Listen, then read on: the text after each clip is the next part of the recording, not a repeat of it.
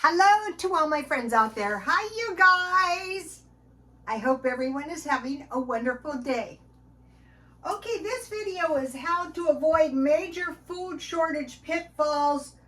The number one thing is don't get discouraged. And it's easy to get discouraged. You know, it costs money, a few of the YouTube channels have admitted to being sick of the excess food. One that made me really laugh was, I don't want a grocery store in my house. And I thought, I know exactly how you feel. I hate it as well. And then another one had some of her food spoiled. And the thing about her was, I'm sure it happens, she was just honest. What I do with mine when it is about to expire, I put it in shopping carts by places where I know poor people will get it. I try not to go close to stores that are selling food. Or I put it by the welfare department because you can put things on the sidewalks because the sidewalks are like public areas, but of course people are going to take it. So that is what I do to avoid wasting. But sometimes the food just spoils. So we're going to go into that as well, what I do. And so I think some of the problem is people started storing food when the pandemic started. That may be 2 years ago. And the food has kind of gone down south. So we'll talk about that too. Number two is don't lose sight of the more major concern. The major concern is to avoid food shortage or going hungry.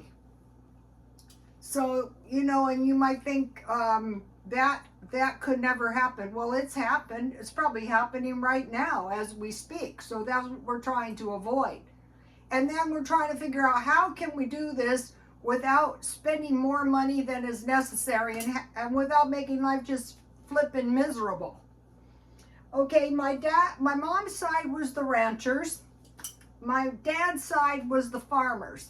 My dad's mother's great-grandmother came across the plains when the Mormons were run out of Missouri. And so, of course, they suffered all kinds of hardship. So I have some knowledge of that. And then recently, my mother would love this. I have had these dreams, and I know it's on my mom's side because one of my brothers takes after my mom's side, and the person looks like him. And I have the sense that the person I dream of is here to help me through whatever is coming. So, and a lot of it has to do with the food storage and the provisions. So the ranchers would go to town and sell the cattle and buy all the provisions for the year and then take it back to the ranch. And then the farmers would grow the food, sell the food, buy the provisions for the year. So point is the food storage was generally for a year. I think that's where people are running into trouble as well because they're not using the food before it's really gone down south. So think about a year's food storage. Think about a year saving money. And just think about starting one extra day or one extra meal. So what we're trying to do is conceptualize how we can do this so we can survive and avoid spoilage and overbuying too. I was telling my son, yeah, if something happened, we can run to Costco and we can buy $2,000 worth of food per person. But is that really going to be the best approach? That's like, who knows what? You want to eat rice and beans for a year? Okay, so avoid spoiling by buying food in cans with expiration dates and packages with expiration dates. It costs more, but chances are it's going to be more edible for you and it's not going to go spoil at all. You're not going to get moths. You're not going to get mold. You're going to, On Easter, I got a can of cherry pie filling that I bought from Dollar Tree. I showed you guys. I know I bought that a good 2 years ago. And what I've been doing lately is I don't buy anything unless there's an expiration date of about 2025. That way I know my food is not going to go bad on me. And so when I moved about 2 years ago, I thought, never again. I don't want food that is in anything except for cans and packages. I want to make sure if I had to throw my food real quick in a big drum, I could get it out of here and get myself out of here. Like with a big fire, like with some kind of devastating earthquake, if the place practically came down on top of me, it would be really bad in here. But fortunately, those of us that are on hills, like these are granite hills, solid granite hills. Bad thing though is reservoirs behind me. Okay, so I will give you some examples. Like, let me show you one. Let me see, what do I have here? Here is the flour. See how it's in this nice package? I don't take it out and put it in Mylar bags. I bake bread with it. So that is what I'm talking about. Okay, so eat the food you have and put the new food in the back to avoid wastage. Now, I don't have food stored that I don't eat. Like, I store the food that I eat all the time, and then I try to eat it down as I go. And I don't have like some food that's just for, all my food is for an emergency. That's next week is an emergency. I need dinner. So that's the way I do it, and that works really, really good. I'm not going to be investing a bunch of money in freeze-dried food. I'm going to grow food if I have to. We'll go into that in a minute. Find as many uses as possible for your stored food. Okay, so here is some oatmeal. Notice it's in the bag. And I could make oatmeal with cereal and milk, so I would want to store milk, oatmeal cookies, granola, and oat milk. So that's quite a few. And then I didn't take any rice, but when I worked in the Vietnamese shops, they would buy big bags of rice, like 25 pounds, and just roll it up. Nothing ever happened to that. But rice and beans, stir fries, a rice pudding, you can make soup and stew and just put a pile of rice on it, and rice milk. Okay, so back to the flour. Why you need this is so you can make bread.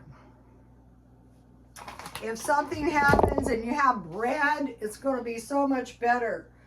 Sugar, I also buy the sugar like this. It costs a little more, but I go and I get one out. You know, I want to make something, and there you have it. Also, you're going to need salt.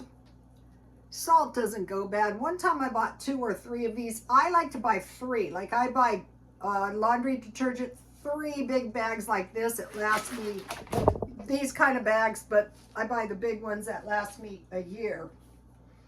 Okay, I bought large plastic containers of baking powder and soda, and you can use your soda for cleaning or brushing your teeth. Cornmeal, I think I put 1 in here. I'm going to this where you just add water and milk. Yeah, they cost a little bit more, but I go in, I don't have anything. I just put some water in here, and I have some cornmeal. I need that for my rice and beans. And then I'm getting either a lard or coconut oil. If you want to get, so I have 2 of these in my refrigerator door. I will show you. I'm probably going to get a big one, but I keep it in the freezer so nothing happens. And see, I've used about, I have it in a baggie so nothing happens. And then here is the bacon grease that I fried up. And then I will use this like to make some bacon cheeseburgers. So we're being mindful of oil. Now, let's talk about basic food, okay? Let's go to the Pioneer food. So what we've done now is we've commercialized eating, and then we have zillions of options. But what you might want to do is get these basic foods, you know, to make you survive. Notice potatoes up there, beans, biscuits, dried meat, dried fruit, coffee and salt pork, flour, cornmeal, potatoes, beans, rice, salt, sugar, lard, bacon. I got that this week on sale, and fruit, raisins. I have oats and pasta, but these are things that you can easily grow indoors. You just put these ends in water, and when it sprouts roots, plant it in some dirt. I went and I got my dirt out of the hell. All right, here's the old-fashioned food. So, you know, you're going to stockpile this food and you're going to start eating it all the time. Corn, cornmeal, beef jerky, beans and rice, peas. This is why I'm planting soybeans, dried fruit, sugar, salt, bacon, salt, pork, sourdough biscuits, coffee, tea, vinegar, and lemon so you don't get scurvy, potatoes. I want to mention this, okay? If you're going to eat a sandwich, I get them free.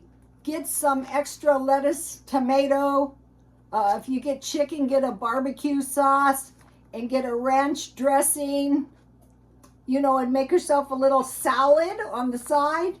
And then I order hot chocolate. And then for my extra meat, $5. So let me give you another shot here.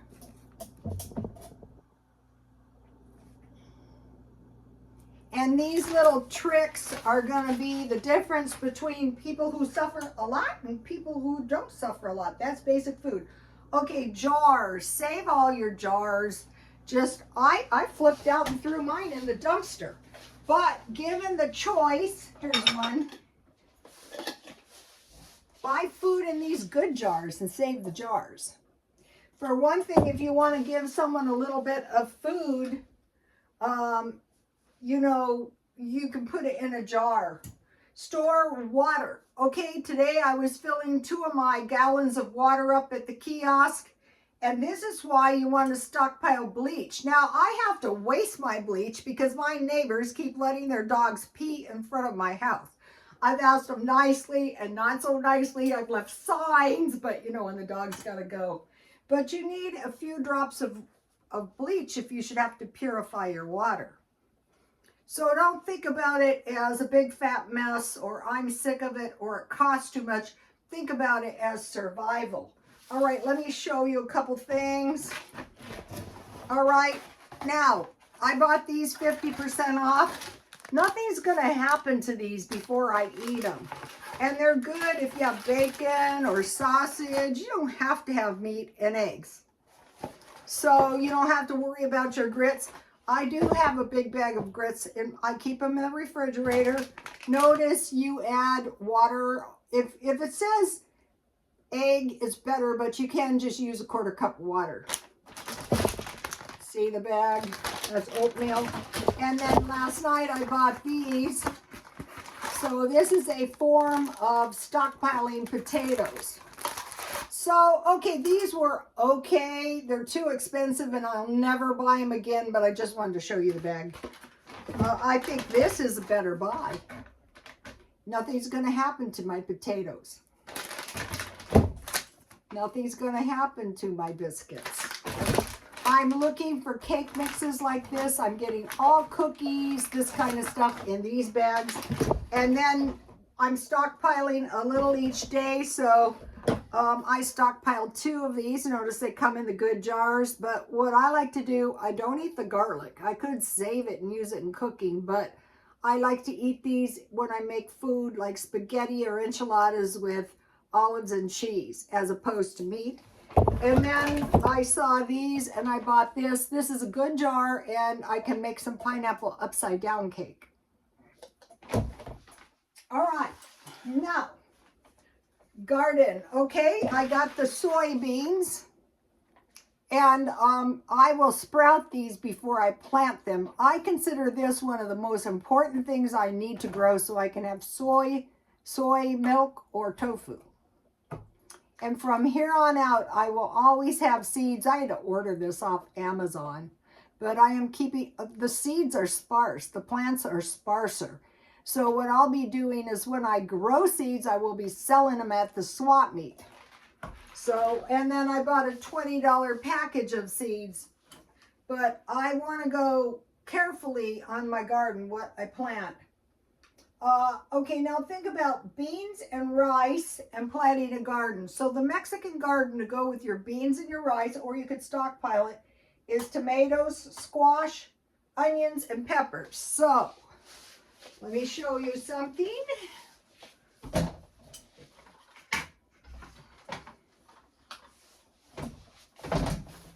This was a squash. I'll be planting these in my garden and we'll see what happens. This is a lot of seeds. I'm going to plant them all. So tomatoes, squash, onions, and peppers, like bell peppers, like hot peppers, jalapeno peppers. Those are good if you want to make salsa. Beans, rice, and cornmeal. Buy food with roots and plant it. So you would have lettuce. You know, I saw them today and I thought, why are you buying any other kind of lettuce except lettuce with roots so you can grow more lettuce? Onions, you know, the green ones, but any onion with a root, you just put it in the ground and it's going to come up. And mint plants. Okay, you guys, I will see you tomorrow. Please like, comment, and subscribe, and don't be discouraged. Oh, there's one more thing I almost forgot, and this is like one of the most important things.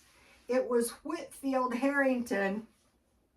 Subscribe. He is really good. But what he was saying is, one of the ladies at the church had an inspection, and the guy came in, and there was food all over, and he said, "What happened? Did you hit a sale?" You don't really want your food like all over the place for anybody's eyeballs to fasten on.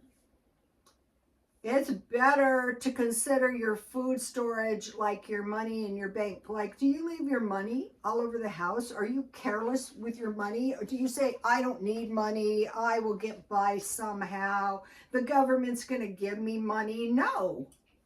So one time I was robbed and they ran straight past a pile of money. I couldn't believe that. They ran into my son's room and got into the backgammon. Shouldn't have been doing so much drugs. For one thing, I think they came in through the front door. That's my opinion.